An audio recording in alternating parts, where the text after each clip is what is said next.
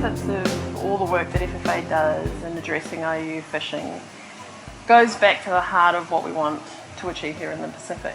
That enables us to derive the economic benefits from the fishery, employment opportunities, but also ensuring we have sustainable resources so that our people can also fish the resources to feed their families and communities. Recent quantification studies in the Pacific have identified that there is approximately $616 million of IUU product either fished or transshipped in the Pacific per year.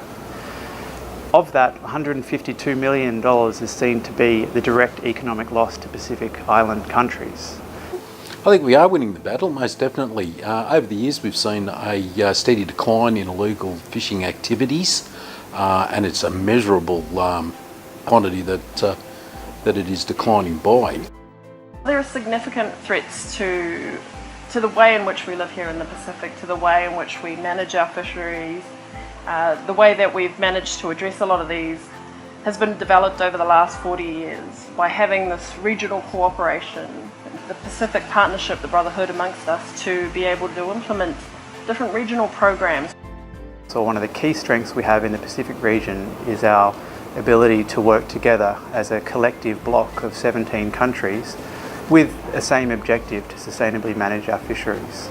And this is a very unique situation because it takes a lot of concerted effort, compromise, consideration and understanding and engagement to collectively take action as a bloc of countries.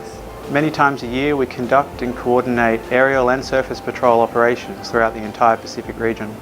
Our regional operations are specifically targeting and detecting IUU fishing activity.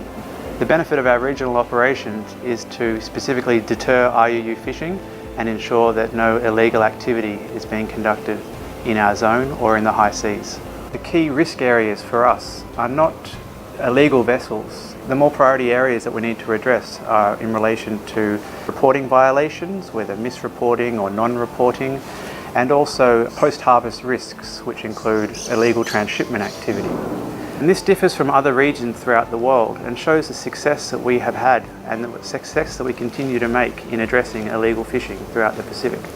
The Regional Monitoring, Control and Surveillance Strategy for FFA members is our key policy document guiding our MCS efforts. The Regional Fisheries Surveillance Centre was established in 2009. Its sole purpose is to provide MCS services to our members. And one such key service is the Regional Surveillance Picture. Essentially, this is a common operating picture that draws together analysed data on all vessels fishing in our region. The Centre provides a really critical support to our members in addressing IUU fishing. More recently, the Centre has had operational control of the Regional Aerial Surveillance Program. This is a program that's funded by Australia. Australia has provided the operational control of the aircraft to the FFA, whereby FFA is able to deploy, schedule and manage the effective utilization of the aircraft to support our members' MCS needs. So the Centre conducts regional operations 4 times a year, involve all our member countries, so it allows for surveillance assets to be deployed. This map that we have, it gives us the vessel positions and what vessels are doing. So we have signatures, we know where the boats are going and what the signature, the track pattern is. In the background we have information with licensing and other MCS information. So with that we are able to then put extra comments on whatever these dots are actually doing. Members can able to access this picture and just be able to click on it and the whole information comes up. So if a boat is actually involved in IUU, the information goes out via this picture.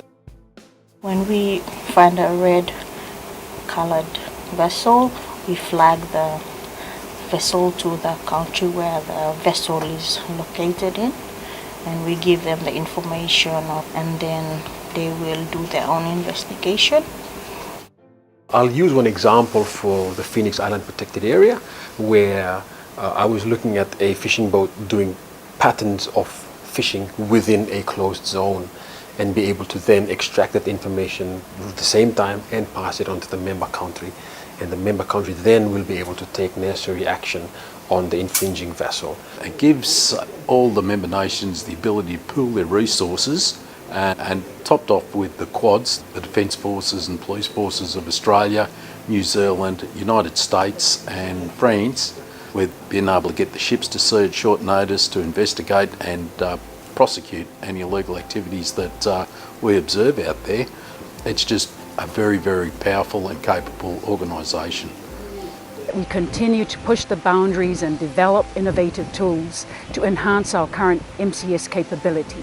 One such example is a project that we're currently working on, which is persons of interest. So when we think about it, it is not vessels that are undertaking the IUU fishing, they're being directed and controlled by persons. And so it's persons, the operators, the drivers, and sharing of information on persons who are involved in IUU fishing would greatly enhance the regional surveillance picture. We have regional registers, we have vessel monitoring systems, we have shared operational data that we have amongst the entire membership, and so we know what's happening out there. We've got eyes everywhere. Electronic reporting is just entering and sending of catch and all this data from the vessel to the office via satellite devices.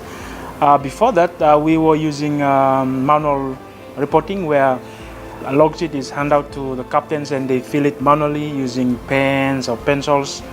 And we found a lot of challenges. The handwriting is not clear, the missing fields, some missing pages, and some use their dialects. Moving into reporting, we managed to receive those log sheets. Just a click of sending it, and we can have the catch for the day and the data for that catch for that day. Fisheries observer programs that are in place, the standards we've developed so that we have a shared understanding and training requirements across the region for observers that are out there monitoring fishing activities, reporting back to us what's happening out there so that we can really understand what happens at sea. Issuing each observer with satellite communication devices. This allows them to use them independent of the vessel's electronic equipment. They're able to communicate with their programs. They're able to alert people monitoring their activities on land. It's really important that we're able to track where our observers are at sea. The Niue Treaty Subsidiary Agreement is a great initiative from the FFA members, and what it sets in place is some unique features to continue to push the boundaries on how we combat IUU fishing. The way it's set up is that powers could be cross-vested so that officers and their vessels could go and assist in another party's waters.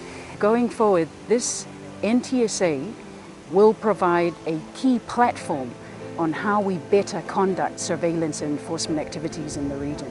I think there's a lot to learn from the Pacific region. We had a study tour earlier this year where we invited some countries from the Indian Ocean, from African countries, and we were able to share our experiences about what FFA has been doing in the last 40 years of working here, building the corporate trust amongst our membership. It's a very different context into which we operate here in the Pacific because this work has been undertaken over the long term. We definitely could share some of these initiatives and programs with the rest of the world. The key platform for combating IUU fishing in our region is cooperation. That is our Pacific way, and it is the only way that we are going to ensure a successful, a secure, a safe, a prosperous region for our people.